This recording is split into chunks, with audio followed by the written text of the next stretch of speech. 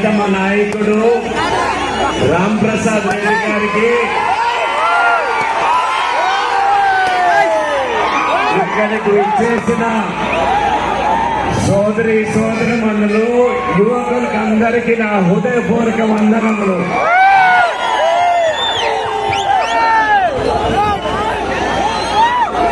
రాయచోటి జన సముద్రం, ఈ జన సముద్రం చూస్తే ఖచ్చితంగా రాబోయే ఎన్నికలు ఇప్పుడే మనము తెలుగుదేశం పార్టీ బీజేపీ గెలిచిందని స్పష్టంగా తెలియజేయచ్చు.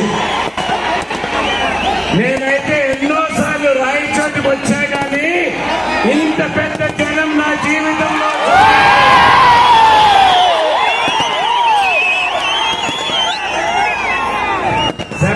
శబ్దం తగ్గించాలి.